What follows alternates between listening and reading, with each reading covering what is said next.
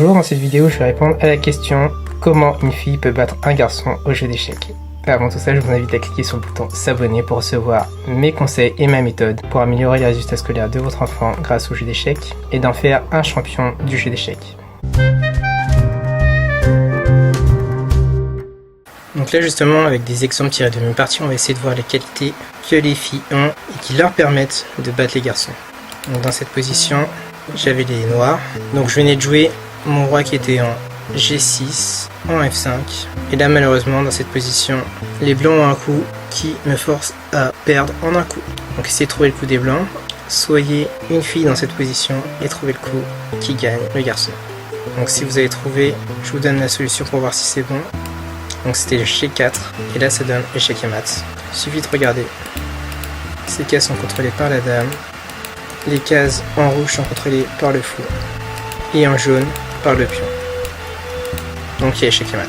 Le roi peut aller nulle part, il est en échec et mat. Position suivante, on enregistre. Dans cette position, donc j'avais les noirs et c'était à moi de jouer. Donc j'ai joué mon cavalier F8. Donc vous devez trouver le coup des blancs. Ça c'est comme la position de tout à l'heure, c'est niveau maternelle, ACP, voire CE1 aussi. Pour les CE2 ce sera plutôt facile. Dans cette position, j'ai quelque chose qui n'est pas protégé. Elle a décidé de le manger. Donc elle a fait fou prend B5. J'ai fait fou E6. Donc dans cette position, les blancs ont un avantage. On a joué quelques coups encore et j'ai abandonné. Donc encore bravo à Laura. Dans cette position, j'avais les blancs. Donc j'ai joué fou C1. Et là c'est un exercice qui est assez difficile, on va dire, c'est du niveau CM1, voire plutôt même CM2. Moi dans la partie j'ai pas vu ce qui allait se passer et mon adversaire l'a vu. Si on suit à ce qui s'est passé dans les parties précédentes et dans cette partie, moi je peux dire que les filles ont plutôt un bon sens de l'observation et ça a été une chose qui m'a causé pas mal de défaites. Donc dans cette position, ce que les noirs ont joué c'est cavalier C1. Donc les blancs ont repris avec la tour. Les blancs pouvaient reprendre avec le tour aussi.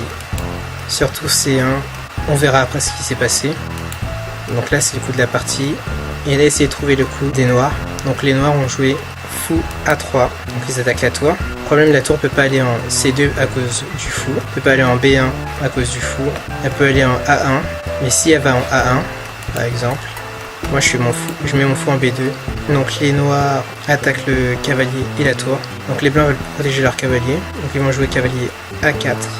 Et moi dans ce cas là, je prends la tour. Mais dans la partie j'avais juste un cavalier. Donc j'ai un cavalier en plus et elle a une tour en plus. Donc la tour c'est mieux que le cavalier, donc elle était mieux. Et ça, c'était pas bon. Le problème c'est qu'il n'y avait pas de bonne chose pour les blancs, pour moi. Donc si je jouais tour B1, elle jouait fou C3. Et là elle avait une pièce de plus, donc elle avait 3 points en plus et moi j'avais 0, donc c'est encore mieux que ce qui s'est passé dans la partie. Et ensuite, donc là j'ai voulu protéger mon cavalier, parce que je savais que de toute façon elle allait l'attaquer. En fait j'ai renoncé directement à ma tour et j'ai accepté le fait qu'on allait changer ma tour contre son fou. Donc c'est ce qui s'est passé. Et là j'étais moins bien, j'étais perdant. On a joué quelques coups et après j'ai abandonné.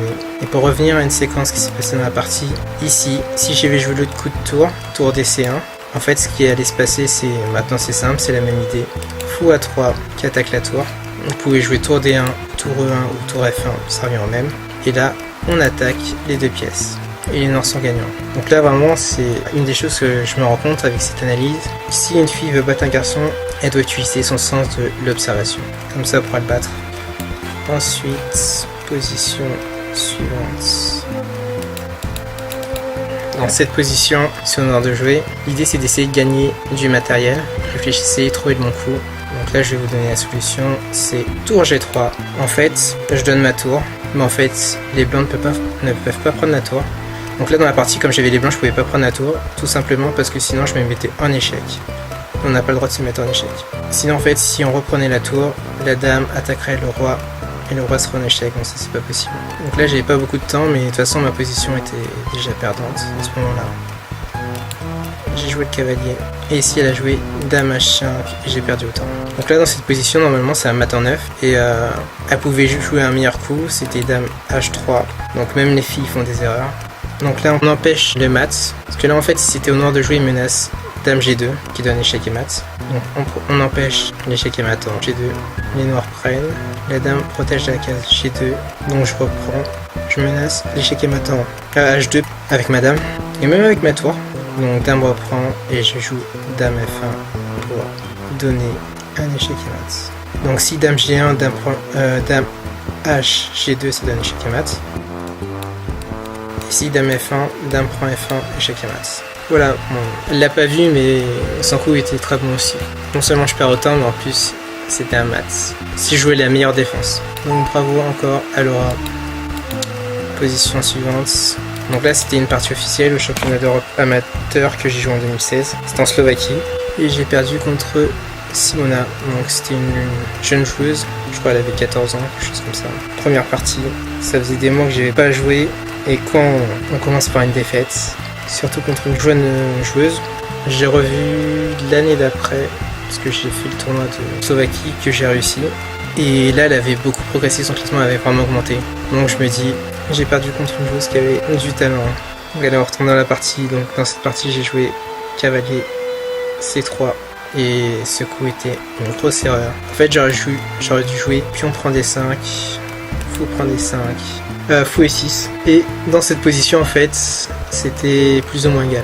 Enfin, elle peut pas prendre mon cavalier parce que sinon je prends la dame. Et donc j'ai joué ce coup-là qui était perdant. Et elle a très bien joué. Elle m'a pris ma pièce. Donc elle me menaçait de prendre le fou en D7.